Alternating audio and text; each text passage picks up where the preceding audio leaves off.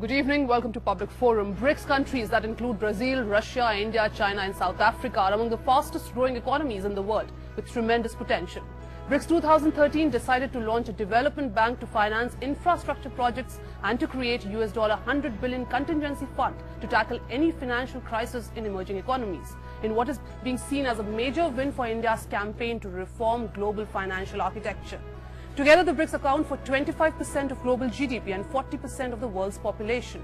On the sidelines of the summit, Prime Minister Manmohan Singh met China's new President Xi Jinping and Russian President Vladimir Putin. China and Brazil also signed an agreement to do billions of dollars of trade in their local currencies as the BRICS nations work to lessen their dependence on the US dollar and euro. In today's edition of Public Forum, we are asking how the cooperation of BRICS is different from many other international and regional mechanisms, such as the G8. In the first segment, we are focusing on the high points of BRICS Summit 2013 and why is it an important grouping. With Institute for first question to you, Mr. Kumar, how do you see BRICS as a grouping? We can come back to the BRICS 2013 outcome, but as a grouping, do you really think that this can serve as a counterweight to G8?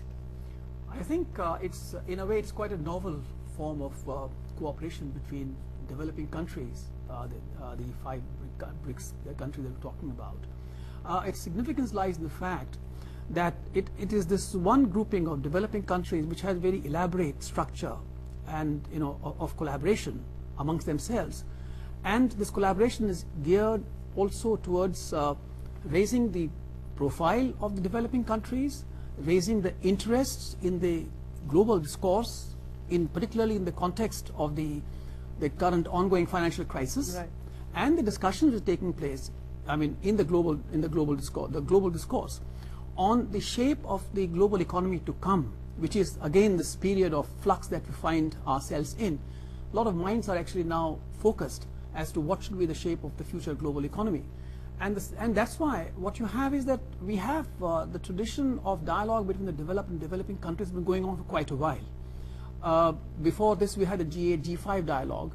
Before that, we had episodic dialogue between the developed countries, the G7 and others on various occasions. Cancun, for example, if you remember, right, during Mrs. Gandhi's time, which took place. Now, the significance is that this is, we have now the G20, which is actually a group of the developing countries, and they are actually engaged in the process of shaping the structure of, let's say, a new global economy post-crisis, where India is playing an important role. And here, the BRICS are again playing an important role because they are able to intervene at the right time. They're able to influence the agenda of the G20, and therefore they have been focused is actually helping amongst ourselves to actually, as I said, create even more strong and more effective mechanisms for collaboration, and then they get fitted into the larger global And maybe picture. a development bank is a way forward to bring in greater collaboration as far as infrastructure projects are concerned, to bring in money in this time of crisis. But if you talk about BRICS, it now accounts for 25% of global GDP and 40% of the world's population. But there are reports also saying that BRICS has failed to create its own identity. China is dominating BRICS. Is that so? We need to create a counter narrative to this. There's I would say a malicious agenda among certain sections, especially the Western media, to try and downplay the significance of BRICS, to belittle it, and to show it as a a house that is collapsed even before it was built. I think we need to, because you see, at the end of the day, they want it to fail because it is seen as a threat to Western domination of the global economy, and so it is seen, especially because it's building all these institutions. If it were just meeting and issuing platitudes, it would be anyway dismissed. But what is interesting is this small group multilateralism that we are seeing. 5 members, G20 ambassador mentioned, that's 20, is still relatively small. The large universal multilateralism has failed in the last 10 years. Like, you have, for example, the WTO is totally stalled, 150 plus members. The climate change negotiations are stalled, all the UN members are sitting there. But these smaller multilateralisms are succeeding. So these are what would be called interest-based coalitions. And these are happening. BRICS is an interest-based coalition. So I would challenge those who are saying that there's nothing in common. One, the will to create a multipolar world order. Two, Ambassador mentioned the impact upon the international economy.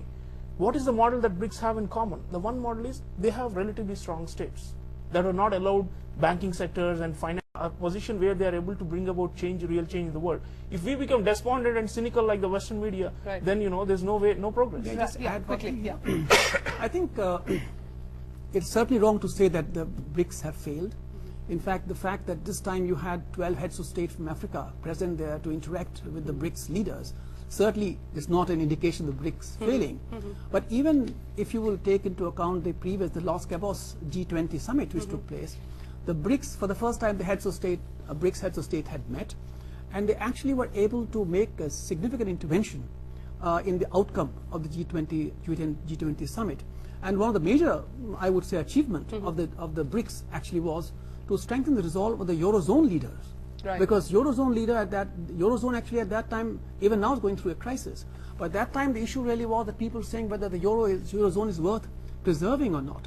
So actually it's the intervention of the BRICS leaders, along with of course the support by the Americans and the others.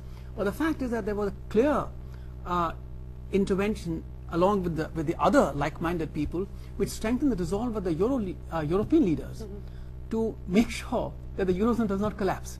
So I would say this is very significant. Right, but the question is also this, that this group, the BRIC group, can really work as a cohesive unit, because we also know that developing countries could not come out with a name when we were talking about who should head the World Bank. So there is a lot of debate that whether these countries can work together on core issues, on issues which concern everyone. And when all these countries have huge social inequality problem, all these countries have different figures on the economic front. China has interests, and even when you talk about the development bank, what should be this contingency fund, whether it should be $100 billion or whether it should be $50 billion, we haven't even decided on that. That does not mean anything. Sort of, you can have differences. They have differences in all blocks, and we are not the BRICS is not a regional bloc. It's not so. When it will begin in the next 6 months or next 1 year, but that should not send me into despair. The finance minister has said he is very set a deadline of. I'm delighted March. to hear that he's optimistic, or more optimistic than I am. What I'm saying is, supposing we had taken some concrete steps, the 5 nations together. Are they 5 or 6? BRICS, 5. 5 together on something like, accepting each other's currencies for trading purposes. I'm not saying achieved it, but even taking a few halting steps, steps which go beyond, let's say, this symbolism of constructive engagement as between countries. I mean, that we have achieved. That's without a doubt. Do you think we are missing on the concrete measures, on concrete steps? But I will go along with what Ambassador Yogendra Kumar said and what Professor Chaudhary said just now. So when these new things come up, there is an attitude to sneer. When India was about to be born in 47, Mr. Churchill said it can't last. When Nehru was ill, they all kept asking the question, after Nehru, who? Like it's going to break up, it's going to vanish. When Mao Zedong started, nobody thought China would attain these levels. Or South Africa, I was in South Africa, perhaps the first Indian to be there from outside South Africa. And every day, all I would read in the newspapers is that everybody's running away, the flight of capital is almost complete and so on. God knows what's going to happen under these black chaps, So I'm just saying, a certain amount of not knowing, where you're going, or the fear of having to deal with the unknown, all these things are there, but that does not for a minute take away from the fact that there are clear differences. But I mean, India, China, the differences are not so great between India and Brazil, let's say, or China and Brazil, or China and South Africa, India. But India, China, they're two important Asian countries. One of them, if they so decide on a given issue on the international stage, to mold that particular thing for the moment at least. And that is something which everybody will take into account. Okay, I'll come back to this issue. It's now time for me to take a short break. Next, when we come back, we'll discuss more on this and also speak to Mr. Das on this issue. Stay tuned.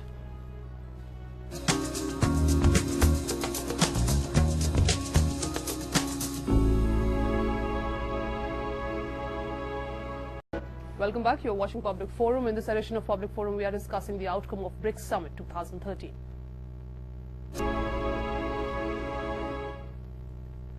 Analysts also say that BRICS as a grouping does not mean much.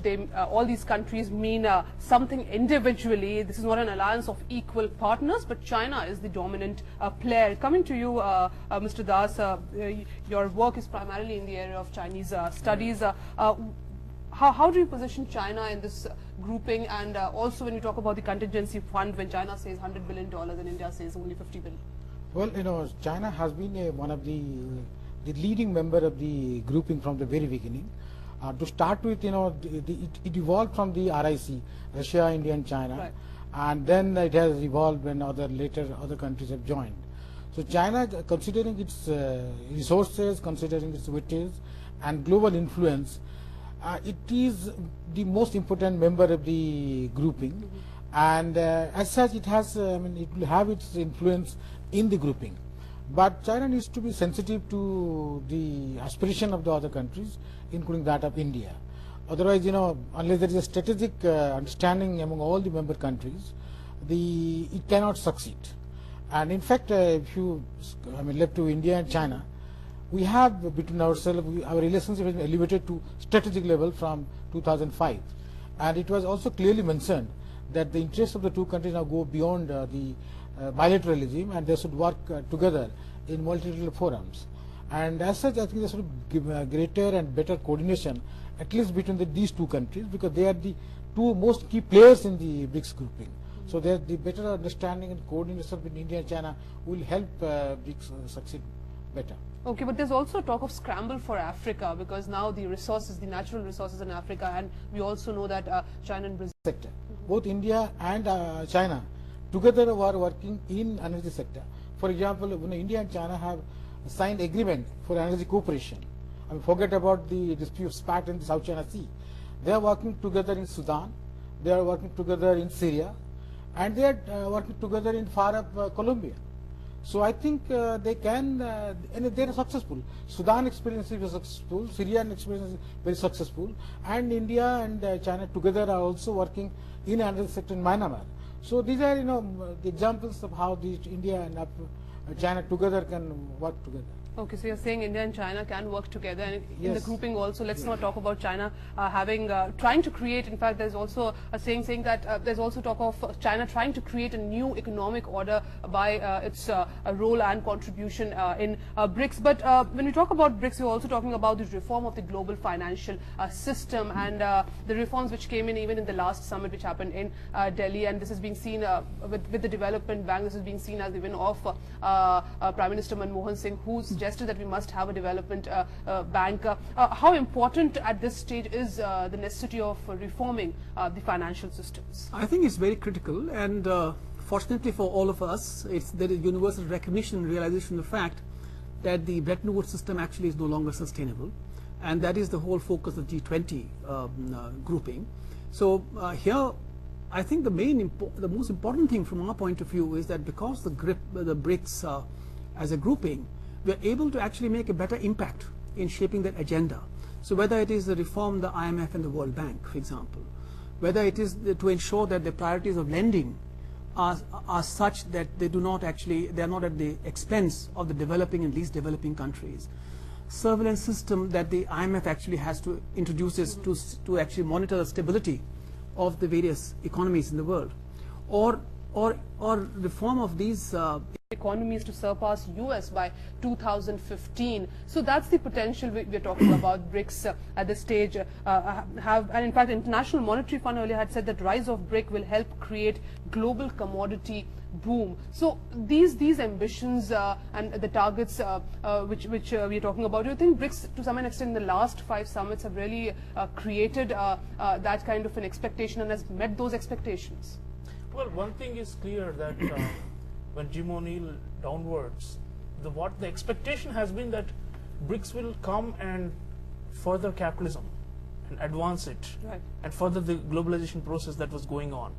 The whole idea was these are big consumption markets which are going to increase, investors' options, right? So some people have been bullish on BRICS, even in the West, especially in the capital markets people, because it's bringing high return on investment, right? But what they have not realized is BRICS countries have in place traditionally a political economy that is based upon greater state control of the markets, right? So what this means is that they are indeed part of the global capitalist order and are in many ways expanding it, but they are also thinking about alternatives. For example, this thing between Brazil and China to trade in the local currencies rather than in the dollar. So they are in subtle ways also subversive. They are not openly saying we are a counterweight to the West, and they are not saying the BRICS Development Bank is an alternative to the World Bank. But the fact is that through, I mean, you know, it's like the old order is over. But when you have the Asian Development Bank, when you have the African Development Bank, do you really need a development bank from BRICS? Yeah, because see, the idea is that solidarity is going to be the centerpiece of lending as well as investment policies, which is based on the South-South model. And all these regional banks are still based upon the World Bank's and model, which has been discredited. In back and say that they did something significant, not only in terms of raising their own weight and prestige, but they actually propose alternatives. In fact, they have also lifted the world economy's growth trend from 3.7% to 4.5%. That says a lot about the current trends of BRIC economy and what it really means in the global arena. One point here. I don't think it is really that the BRICS are generating a subversive model for global economic growth. The Prime Minister said it repeatedly in the G20 in his interventions there that they are the alternatives we have to think of, because the fact that there is a liquidity crisis and therefore and the currency fluctuations. So this is one way to cushion these, let's say, countries like the developing countries, if they can work out a better model of, let's say, trading or investment, where the reliance on the dollar, for example, which is a global currency, global reserve currency, the reliance on that is diminished. So actually it is now very much, and again I say thanks to the BRICS, that again these issues are now becoming part of the global agenda. And also maybe an effort to make ourselves self-sufficient so that we don't really look up to, in times of crisis, when what we really witnessed in the Eurozone. Well, and I would say the linkages are quite strong. I have to take a short break. I have to take a short break. Next when we come back, we'll also talk about the bilateral meetings when Prime Minister Manmohan Singh met the Chinese leader Xi Jinping and also Vladimir Putin. Stay tuned. And in this edition, we are discussing the outcome of BRICS Summit 2013. Several important bilateral meetings happened on the sidelines of BRICS Summit 2013. Prime Minister Manmohan Singh also met the Chinese leader Xi Jinping and Russian President Vladimir Putin. Coming back to you, Mr. Das, you were in China earlier. We know that his leadership was formalized last week. This was the first high-level contact between Prime Minister Manmohan Singh and Xi Jinping. How important was this meeting was, though Mr. Xi Jinping has categorically said that let's focus on our core interests and let's keep the ties on, the engagement on, because there are key issues like the border dispute and several other important concerns. Do you think that when we talk about the BRICS summit, the focus generally shifts to the bilateral meetings than on the BRICS summit as a whole? No, it's important. On the sidelines of these meetings, the leaders of the two countries have been meeting quite regularly on so many occasions. And since after the leadership transition in China, and since Prime Minister Dr. Manmohan Singh had not met Xi Jinping earlier, so naturally it was a very important event that the two leaders met on the sidelines. But before that, they had some contact and communication, in the sense that a telephonic conversation between the two, and there are also the exchange of messages between the two. So but it's good that for the first time they met on the sidelines of the meeting, and they, besides exchange of pleasantries, they also discussed so many issues. In fact, I was reading the press release by the Xinhua. They discussed so many issues. I mean, in a meeting lasting for about maybe a few minutes, or I don't know exactly how much time they spent, maybe in half an hour or so. But they discussed so many important bilateral issues, and it's good that because he's knowing each other, knowing each other's mind better, and establishing a chemistry is certainly very important. That is very important, As what the media has reported. But trust deficit and transparency, these are two key issues when we talk about China and India. We'll talk about China in half a second. Yeah. I want to say something about the earlier discussion on BRICS. What I wanted to say was, if these 5 large countries, and let's say in days to come, another 6 comes along. Egypt. Egypt, as he said, BRICS. BRICS and Okay. May not. Which may not happen because conditions are very BRICS, disturbed there. Indonesia, But the India. broad issue, you talked about territory, population, you gave, trade figures, investment figures and so on. All that is fine. Ultimately, the aim, I think, would be to, in this age of globalization of the world, globalization on whose terms and on what terms? If this entire experiment, which I regard as still being a work in progress, the day it begins to come up with some results, even at a sort of fairly basic level, that subject begins to get addressed. Today, globalization essentially works against the interests of the poorest countries of the world. Right. So are you as a country, as a society, how well placed you are to take advantage of globalization? Globalization has the potential to confer advantages, provided you are placed to, reasonably well placed to grab it. Yeah. If you are not, then you've had it. It's like that. So this BRICS experiment, if it sort of goes ahead a little bit more, then that is the kind of paradigm it can create, which is different from the historical paradigm that we've known up till this point. So now I thought I should say that about Right. BRICS. I was In feeling that. 2011 in the UN General Assembly, Prime Minister Dr. Manmohan Singh articulated the same concern about protectionism, adopted by the Western countries. He questioned the effects of the globalization. That's one of the evil effects of the globalization is the Western countries adopting protection measures. International multilateral forums. Also, final comments from you, Mr. Sahai. I think the formation of BRICS is an extremely positive historical development. To what extent they can go along together on, in attaining their goal, which is to try and craft a modified version of either that of today's world financial order or a completely revamped one. All that will depend on the extent of coordination they can bring about as between their own economies, as some of the points being raised, made that fairly clear. Personally speaking, I think where they come. Very much for watching. Sky.